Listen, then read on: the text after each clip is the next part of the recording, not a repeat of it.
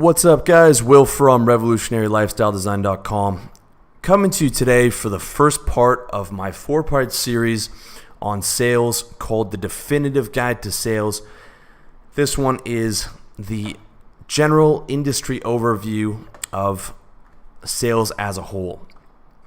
And this is written from the perspective of a guy who spent almost a decade in corporate sales and learn the skills that are extremely necessary in my day-to-day life. However, there is a big dark side to sales, and I'm not a sales trainer, so I don't have to lie to you about it. I can tell you honestly what life is like in sales, what's expected of you, because the average sales trainer is trying to sell you a product. My products right now are strictly about women.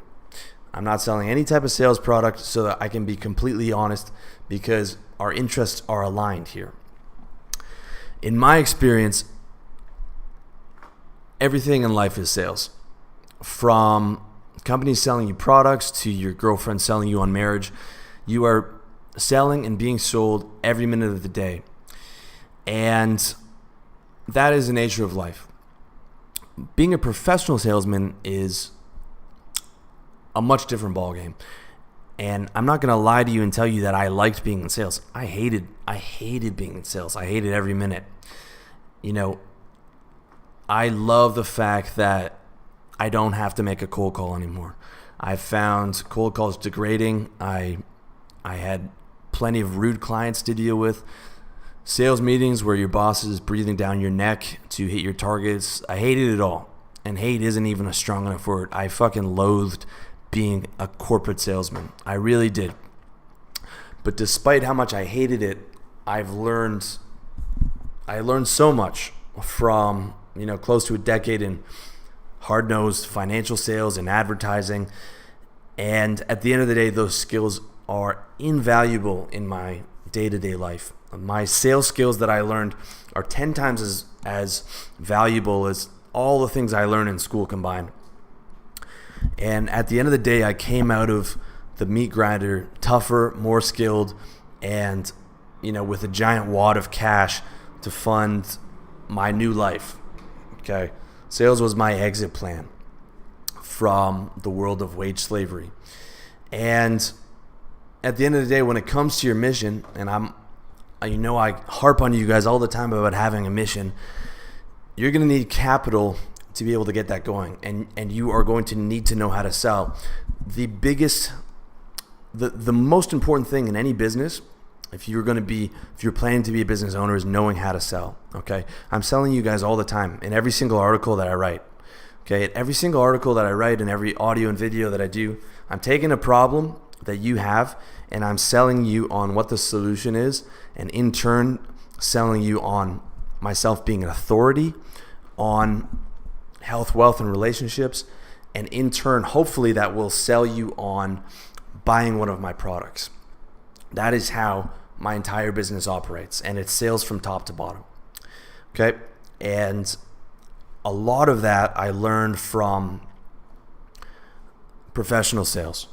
I learned how to write, convincing emails. I learned how to convince people over the phone, and so much of that carries over to not just my business life, but selling women on, having a relationship with me, selling guys on friendships, everything, every single area. But when it comes to your mission, you are going to need capital. You're going to need money. And the more money you have to spend on your business, the higher chances of success you're going to have in owning that business. So sales is one of the rare industries where a guy under 30 can get his hands on the cash that he needs to buy his freedom. A good salesman can make over 200 grand per year, and even a half decent salesman should be making 70 grand. There's very few industries that give non-specialists that kind of pay, especially young guys. Usually 200 grand, that's the kind of money you make in your mid 40s when you've worked 25 years and moved your way up into, higher middle management or upper management.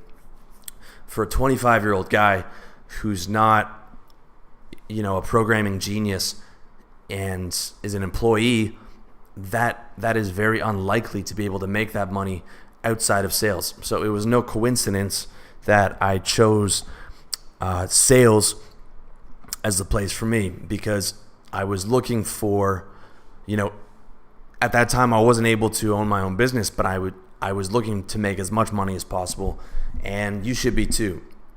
Okay? You can't just start a business on a whim. You need cash, and you need money for your runway to pay your expenses in the lean months. So this is very important. And you're going to hear mixed information about sales, but the reason I'm doing this 4-part series is because I want you to be able to take away the skills that I was able to take away, but I also want you to be able to understand what sales is really like, and that you shouldn't be in that industry forever. Okay? If you're planning to go into sales or you're already there, I want you to look at your time in sales as business school for hustlers. Okay? Working in sales is way, way, way more. You'll learn way more than you would in business school. And if you are an entrepreneur, sales is your university. Okay? Entrepreneurship, business ownership is 90% sales. So look at it as your university. Learn how to close, learn how to service your customers, and most importantly, you need to learn how to toughen up in the face of stress and rejection. Okay? Because business ownership is hard. This is my 5th fucking business. I mean, I'm going to eventually write an article on all the businesses that I failed at, and you guys are going to be blown away at how many mistakes I made and how many fuck ups there are, and what it really takes to get a business off the ground. But so much of that mental toughness comes with the fact that for close to a decade, I'm doing 70 to 100 cold calls a day, being rejected all the time, to the point where you just don't give a fuck anymore, right? You just don't care about rejection. You don't sweat it. When I'm pitching a CEO of a $1 billion company on his way to the washroom at a fucking conference, going up to some 19-year-old secretary on the street is nothing compared to that. Okay? So every facet of your life, you toughen up. But don't do what I did, and don't give the corporate world the majority of your 20s. Grind out a few years, hoard your money, get the fuck out, and put it into your own business. And then take those skills that you learned and go out on your own and do it. Okay? If you're selling real estate for a company, do that for 2-3 years and then go out on your own. All right? Because when you can sell, you can do anything. You can do any business. So, in this 4-part guide, I'm going to break down the game, so to speak, from an industry overview in this article. And in part 2, I'm going to do what to expect from life in sales. Part 3 is going to be how to sell. And finally, part 4 is going to be how to service your customers. I would highly suggest that you read the articles along with this, because overall, this is, pretty much a 20,000 word guide. This could be, you could look at this as a book on sales. So if you're really serious about getting into sales, you might want to go over the articles as well and take some notes and really study this, because there's a lot of information here, and I can only cover so much in the audios and videos here. So here we go. What sales really is. Okay. Sales is manipulation. Hands down, no question, no exceptions. A great salesman is a great manipulator. Okay? That is the reality. The dictionary definition of manipulation is this: to change by artful or unfair means so as to serve one's purposes. But I would take it one step further, and I would say that all communication is manipulation. Every single thing that you do and you say, you are trying to get a desired result. Even if it's just asking the checkout girl about how her day is, you're trying to brighten her mood, and in turn, having that effect on her will brighten your mood. Okay? Every little thing that you do is designed to try and make yourself happy, and you're trying to get a result with everything you do. 90% of it's going to be unconscious. You're not going to realize you're doing it, but you are always manipulating the situation. Now, I'm not saying you're using unfair means, but you are certainly using artful means whenever you are trying to get something that you want. Everything you communicate to people is to serve your purposes, and how artful and how unfair you are depends on your level of skill and your ethics. Even when you're helping others, it's only because it makes you happy. Okay, so everyone is manipulative. A good salesman is just better at it. A good salesman is a professional manipulator. Okay, that's what it is. And if that troubles your inner nice guy, that's just too bad, because in any business you're going to be in, that's what you're doing. Okay, I'm manipulating you right now as we speak. I'm selling you on buying into my authority as a personal development expert, so to speak. And I'm selling you on my insights on sales. Okay, and I'm selling you in every single article that I do. And every time you hear my voice, I'm selling you on something. All right? Now, that doesn't mean that I'm lying to you. What it means is that I'm trying to convince you of something. And in fact, I've built a business out of not lying to people, because in the personal development community, there is so much absolute generic garbage that it was my feeling that guys would welcome someone who would speak the truth. And so far, it's working pretty well. Okay? That's why I can be honest with you and tell you that sales is manipulation, because I'm not trying to sell you on myself as a sales trainer. I don't have any product that is based on teaching you how great and how fun sales is. Working in sales is fucking hard, guys, and no one likes it. And sales training is nothing but learning how to manipulate others and how to lie effectively. Okay? It is school for sociopaths. Now, everyone lies, but the average person is an amateur, and salesmen are professionals.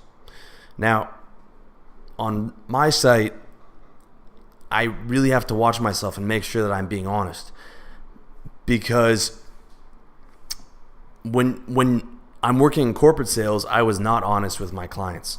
I was not allowed to be honest. In advertising, I was expected to inflate our subscription numbers by 30%, and if my boss overheard me saying what the real subscription numbers were, he would take me into the back room and lecture me and tell me how that is not acceptable. Okay? And this is commonplace in almost every sales floor. Everyone is lying to some extent to your client. With RLD, I try and be as honest as possible, because I fucking hated having to do that. And I love the fact that I can, on my How to Get Laid on Tinder sales page, I can say that if you are overweight or if you're an Asian or Indian guy, you probably shouldn't buy this book, because it's not going to work for you. If I was in corporate sales, I could never, ever say something like that, because lying is part of the training and it's part of what they expect from you. Okay? And that's something that your boss and sales trainers aren't going to tell you, because they're selling you. All right? All the objection management, all the inflection training, all the closing pressure you learn is not to service your clients better, okay? It's to make their money yours. That's all you're there for. All you're there for is to get as much money out of your clients as possible, all right? That's how every sales floor is run. In every company in the world, I promise you that. Now, manipulation on its own isn't going to get you paid. What gets you paid is solving a problem. And like everyone else, your potential client will want the best product for the best price to solve his problem. Your job as a salesman is to manipulate your client into thinking that you have the best product for the best price. Whether you actually do is just a bonus, okay? That's a bonus.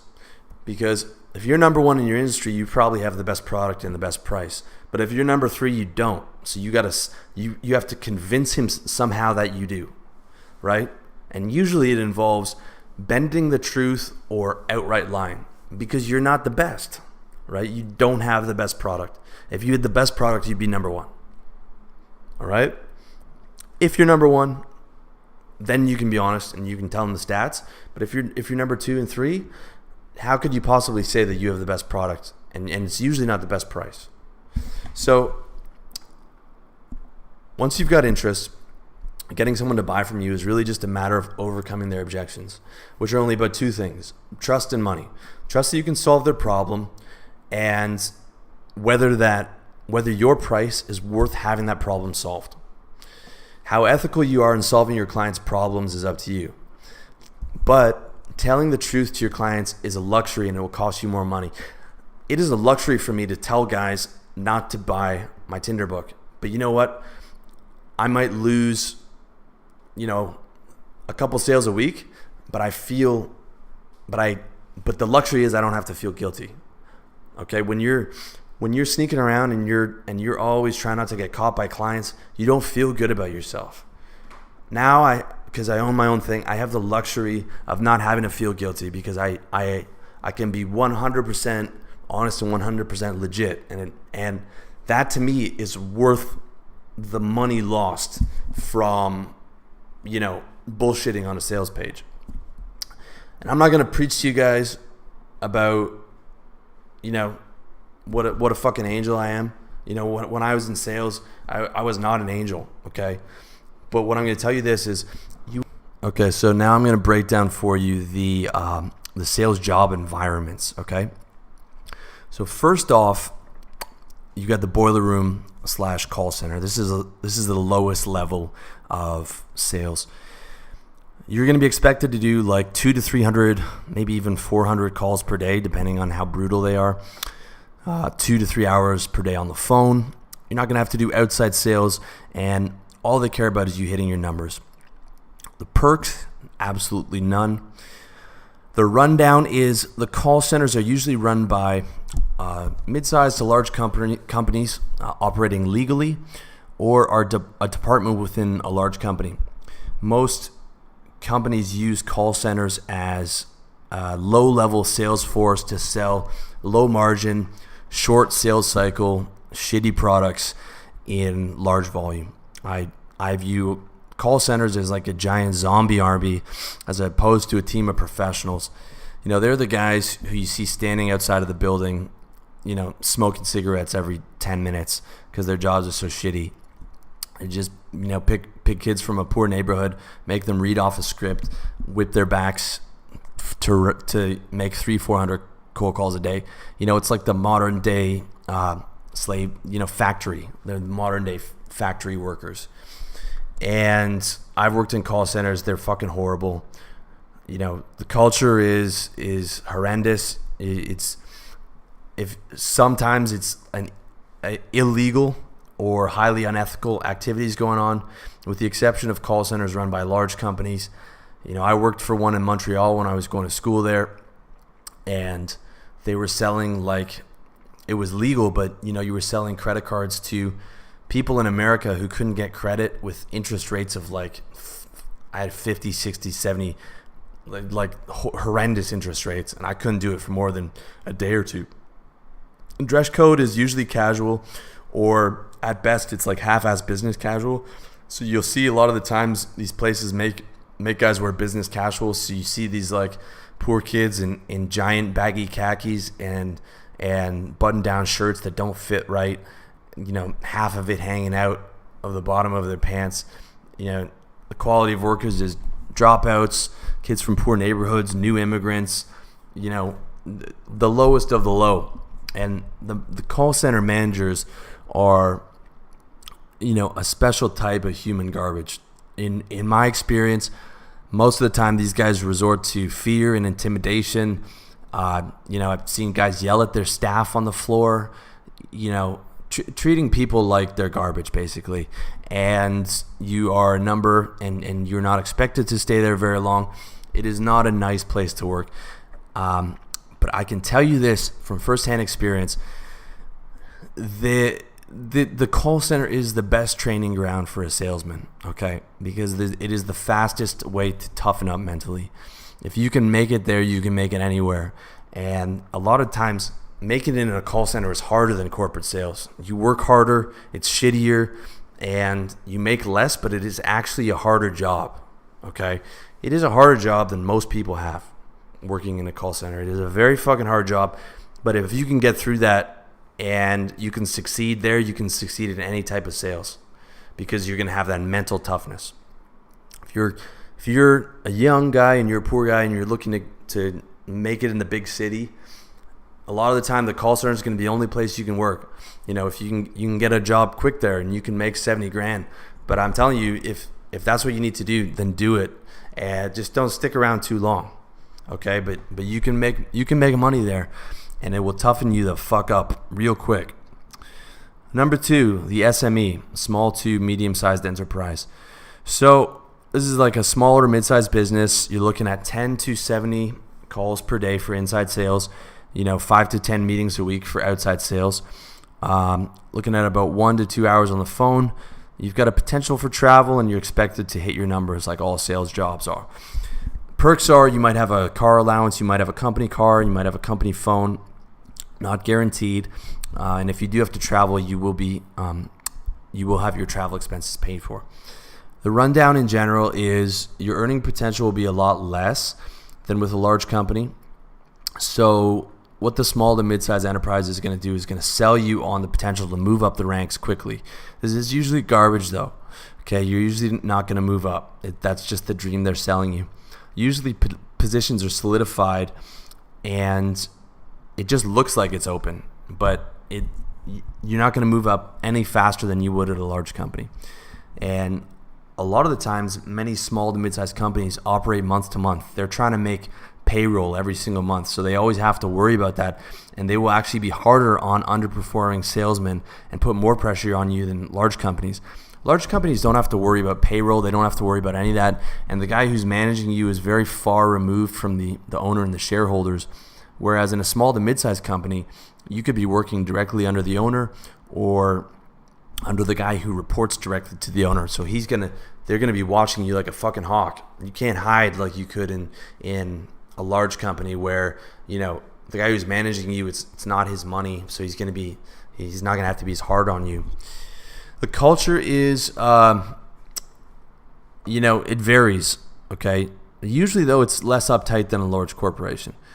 Sometimes you can luck out and have like a fun all-guy culture, especially if you're in a branch environment where there's no HR staff. But many times you're going to be working face-to-face with the owner who's got a vested interest in you working hard and is usually going to walk by your desk a few times a day to hover over you. That's the reality. The SMEs are the most variable types of sales environments, and sometimes they'll be laid back, but sometimes they'll be a lot harder and higher pressure than large corporations. Working at an SME is not necessarily bad, but I would choose a large corporation 10 times out of 10 because it is overall a better environment for the salesman. And I'm going to break it down for you here. So this is what a large company looks like. You've got call volumes a lot of the time aren't going to be measured. Your call times aren't going to be measured. It's usually an outside sales job or a hybrid sales job. It's going to have more prestige. You're going to make more money. You're going to get a car allowance, company car, company phone, travel expenses. The large company is going to take a lot better care of you because they have a lot more fucking money and they're not worried about making payroll. When a company has $1 billion or $2 billion market cap, they're not worried about that shit. Okay.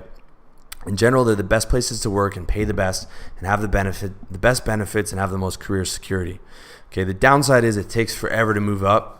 And you can pretty much forget about making the C-suite. You're not gonna. It is possible in an SME to move up to an executive position from salesman, but you're not gonna do that in a large corporation. With that said, that shouldn't matter all that much to you guys, anyways, because you should not be pinning your hopes and dreams on someone else's company. You should be looking to get out and do your own thing. Sales cycles are usually longer in a large company, 6 months to a few years, and the large companies can usually sustain these cycles because they already have a ton of cash. And as I said, they don't have to worry about making payroll.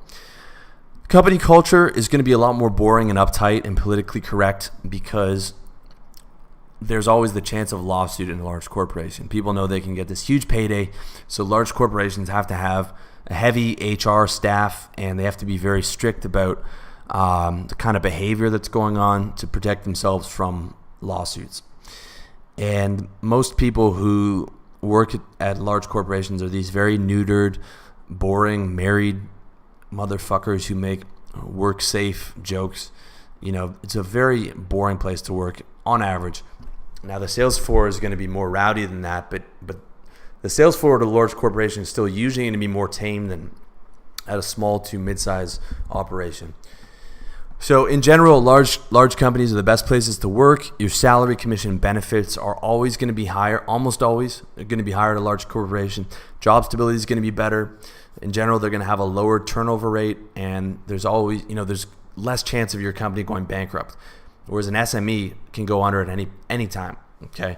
And you also work farther away from the owner, and so your revenue is not going to make or break the company, which means you're going to have a longer leash and you're going to have more ability to hide and slack off, okay?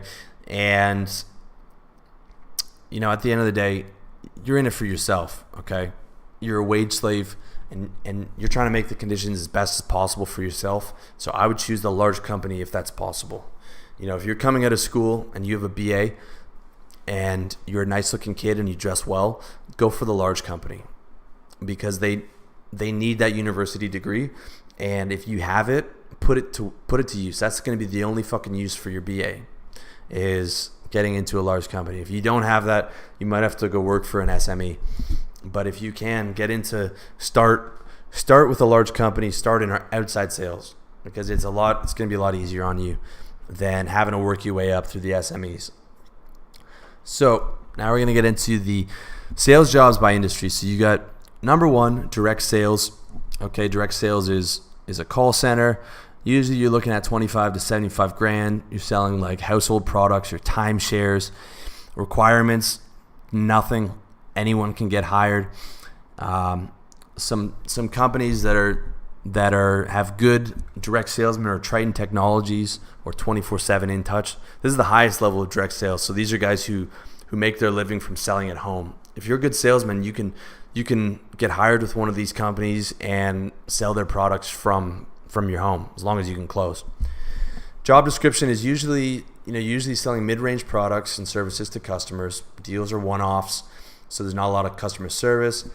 And usually in a call center, or as I said, some commission-only companies let skilled closers telecommute. And they can do this because they're not paying you salary.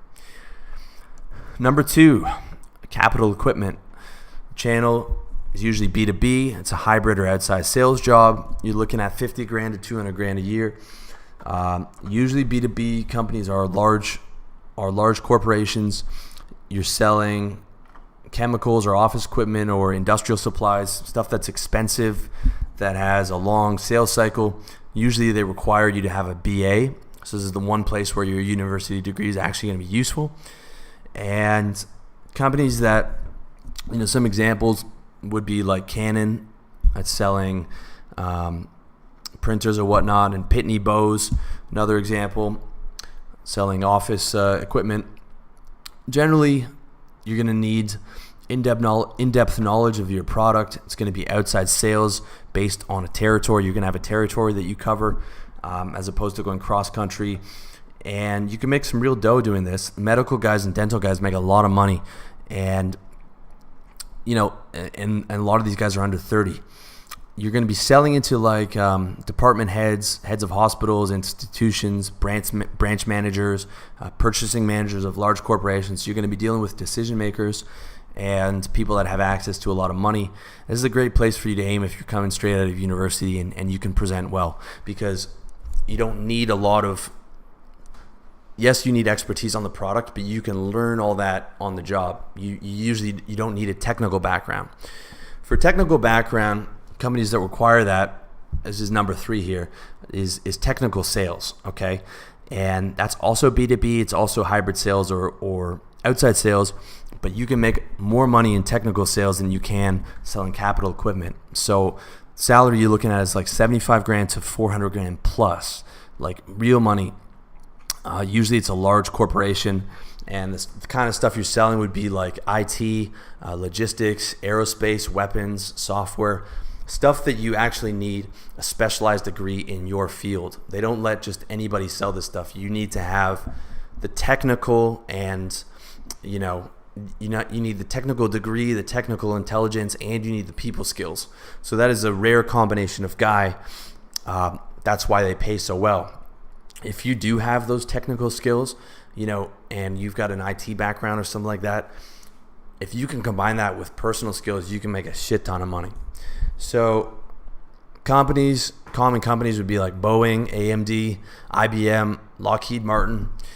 And the way your job would look is it's similar to capital equipment, but you need more formal training and you need to work in collaboration with the tech guys in your company. So basically they can't just hire any retard off the street to sell IBM mainframes. You got to be a smart motherfucker. Longer sales cycles, and that means you need to be a better relationship salesman. And basically it pays well because, as I said, you've got the combination of people skills and tech skills. And one good advantage of selling tech is it's a lot easier to keep your customers because there's so much friction to switch providers. Like if you're selling software or if you're selling like a CRM, it is an absolute pain to switch your company's software. Okay, it's horrendous. It takes years to do. So if you sell them on this really high friction transition software that is an absolute pain in the ass to change, you're going to have those guys for at least 3 to 5 years, even if you're not managing them at the highest level. So that's a big advantage.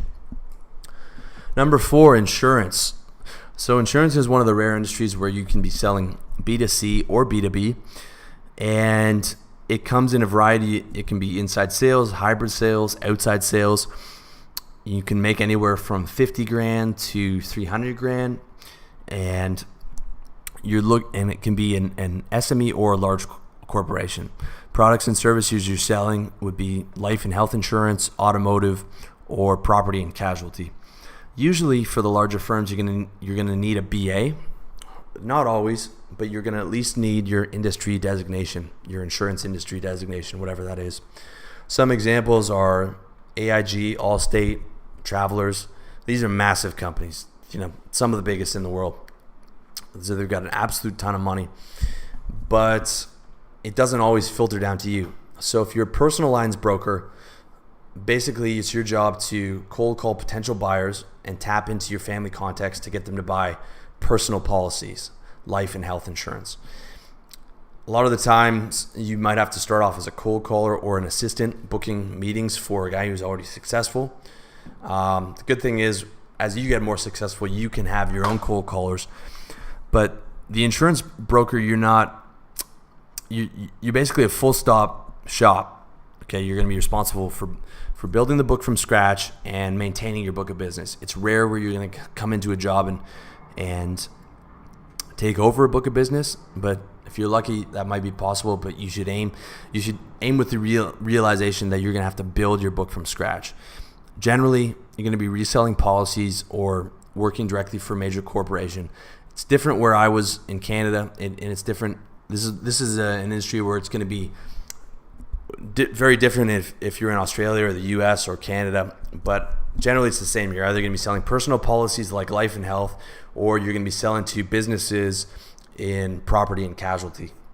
In general, you want to get into P&C if you can, because as always, B2B, there's more money. Like if you're selling insurance on office buildings, there's a lot of money to be made in commercial insurance. Okay, a lot of money. Those are the guys who are doing the over $300,000. Takes a long time to close those deals, but there is really good money. Now you can be working for a large company, but that's not necessarily. Some of the high-end boutique insurance shops can pay you really well as well. But as always, I would probably try and go for the large corporation first. And if you can, get into commercial insurance right out of university. They are looking for good-looking, presentable white kids with a degree. If that's you, then do your best to get into commercial insurance. Number 5, recruiting. This is usually B2B. Technically you're selling to the consumer, but you're also selling to businesses. You're recruiting services to businesses, and you're trying to bring on clients that the clients are your services, but you're selling your service to businesses as well. So you're selling both B2B and B2C in some ways. This is usually an inside sales job. 50,000 to 150,000 is what you can expect to make. These are usually much smaller shops. There are very few large recruiters that are worldwide. You've got Robert Walters and Hudson Group, but these are rare. Usually you're going to be working for a boutique, and you're going to be selling either like staffing solutions, like temp workers, or on the higher end, you're going to be selling executive recruitment. Job description is going to look like this. You're known as a headhunter, and you get paid on behalf of companies for placing employees with them. Usually you get a percentage of an employee's first year salary. So my buddy worked in mining, recruiting in Canada, and he would get, if he placed a successful C-suite candidate, he'd usually get 40 grand on average for that deal. Usually that's how it works. The recruiting agency specializes in certain industries like engineering or sales or mining or finance, industries that make good money, and they specifically stick to that particular industry. In general, it's a high call volume industry, and you've got two different targets to sell. You've got companies that are looking for employees and employees looking for companies. Shitty recruitment firms will take any employee and just like spam blast your resume. Okay, you'll notice this if you're applying for sales jobs. This is what recruiters are going to do, the shitty ones. The good recruitment firm is gonna get guys whose resume is not on the market. They're gonna tap into their contacts of C-suite executives, and they're gonna be able to poach guys who are already working for someone. So the guy who's out of a job is much lower value than the guy who already has a job. Companies would ideally rather hire someone who is already a high-level executive as opposed to someone who got fired and is now looking for a job. Okay, so the best companies are going to be able to pick people off who are already working somewhere else. That's why they're called headhunters. And in general, those are going to be the best paying jobs, the executive recruitment firms. Number 6, financial services.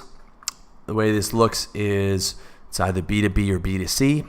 It can be inside sales or hybrid. Starting, you can start as low as 40,000 and you can go up to over $1 million. The best brokers and advisors in America make over $1 million a year. So this has the highest potential of any sales job and can run the gambit from small to mid-sized enterprises to large companies. Stuff you're going to be selling, usually financial planning services, commercial currency, investment advice. Again, financial services runs the gambit of low paying to high paying to all types of industries and products and everything in between. Usually you're going to need a BA, especially for a large company. And a lot of the time you're going to need an industry designation like financial planning or investment advice. And a lot of the time those are not fly-by-night weekend courses. Those are proper designations that'll take you a fair amount of time. Some examples are Morgan Stanley, Merrill Lynch, or the giant vampire squid relentlessly jamming its blood funnel into anything that smells like money, also known as Goldman Sachs. Your job is to make a very dirty profession seem reputable, which is to make your clients' money yours. Okay, that's all you're doing. You're trying to take as much of your clients' money as possible, and you're going to make it seem like you are a reputable, safe place for their money. Whether your client actually makes money or not is irrelevant. It's a bonus if your client makes money because that makes it easier to retain them.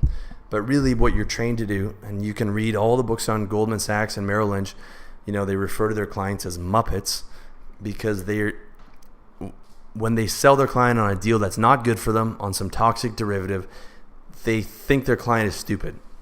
They're trying to take as much money from their client as possible. And if they make money for them, good, then that makes it easier to keep the guy.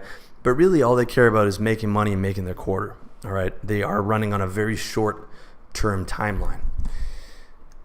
In financial sales, the best clients are the ones with the most money and the least intelligence. And To sell financial sales, you're going to be expected to pretend like you know where the market's going. In reality, no one does. So if your client was smart, they probably wouldn't be buying your mutual fund or your medium-term bond or toxic derivatives or, any of these other products that you're selling, because most of what you're selling is going to be garbage. Since they are investing with you, it means that it's going to be a lot easier to put them into derivatives that they don't understand, and volatile stocks, and high fee, low performing mutual funds. Okay, this is, as you can see, I have very little respect for this industry. It's the only industry in the world where you can get paid for making your client's problem worse.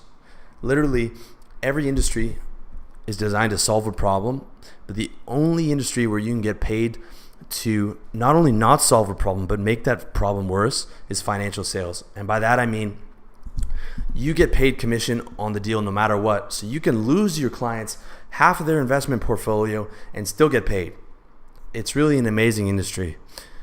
But I would caution you against working there because the ethical boundaries that you're going to be expected to cross are going to be so high.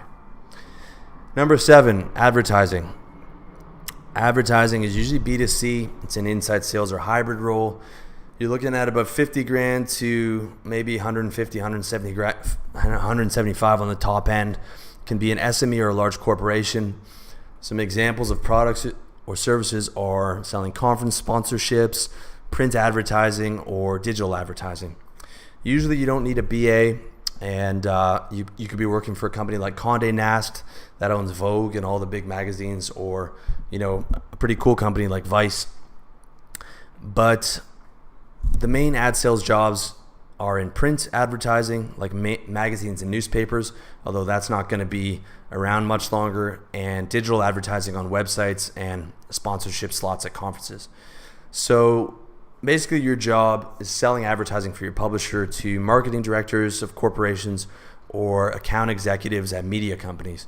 And that's a really weird thing, because the account executive at the media company is going to be some 22-year-old retarded girl who can't say a sentence without saying like 15 times, and yet she's handling the IBM account, and you've got to sell her on why you should get a part of their marketing budget. It's a very bizarre industry.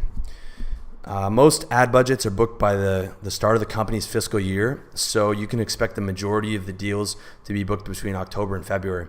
When I worked in ad sales, everyone's going crazy from October till December because they are trying to get in the company's budget for that year. And if you don't get in the company's budget for that year, a lot of the time that's it. They'll have some miscellaneous budget left over for like one-offs and shit, but if you miss that could be, you miss one of your big 5 companies' budgets because some dumb bitch at the media company doesn't want to buy with you, you're getting fired because you're going to lose 20% of your revenue. That's just how it goes. Usually there's a lot of client management you need to do because clients, they always have a problem with their ad, or they complain about why it's not performing. And usually it's not performing is because advertising doesn't work very well. Okay. You can buy advertising on a website, does not do a whole lot, and a lot of the time your job is to tell them why.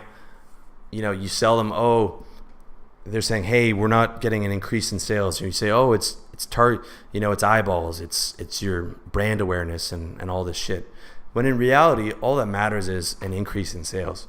Brand awareness doesn't mean shit. Okay. But most marketing managers and stuff like that do not actually understand that, and it's a really fucking stupid industry. With that said, moving on, real estate, number 8. Real estate can be either B2B or B2C, outside sales or hybrid sales. For B2C, the average real estate agent makes 40 grand, but on the top level, you can be doing like 400-500, maybe in New York, maybe even more. I wouldn't be surprised if some of those guys are doing $1 million. You can work for a small to mid-sized boutique or a large company, and you're usually selling, for B2C, you're selling residential real estate, and B2B, you're selling commercial real estate. Usually, for B2C, you need to be a woman, and you need the industry designation. And for B2B, that's usually where guys go. Some big companies are Remax or Royal LePage. For residential real estate, your job is to sell homes on behalf of the seller and take a commission on the deal. There are some buyer's agents, but they are relatively rare. You want to get the seller to price the home at market value or below to get a quicker commission, and that's usually a bit difficult because most people don't want to cut prices quickly. They want to, get the highest price possible, and they're willing to wait a year for it. But you want to get your commissions as quick as possible on average, and get them to cut the price so that you can get paid. In a hot market, you can make tons of cash, but in a slow market, you'll struggle, and it's a cyclical industry.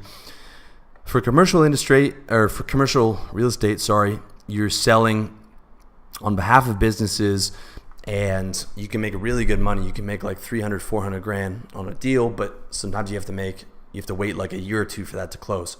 And the good thing is, though, real estate is something that you can go out on your own, right?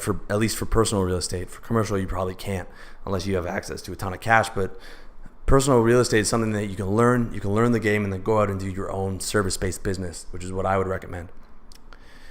Number 9 is pharmaceutical sales. This is the last industry here. It's B2B outside sales. You're looking at about 75 grand to start to 300 grand. It's a large company. What you're selling is prescription drugs. Some examples are Merck and Pfizer, some of the biggest companies in the world. Usually the requirements are a BA and being a hot girl, because most drug reps are hot girls because they're selling to doctors who are guys, and doctors want to talk to a hot young girl. But these girls make real dough. Of course, there's a lot of guys doing pharma sales. If you want to see a good example of how this looks, check out the movie Love and Other Drugs with Jake Gyllenhaal.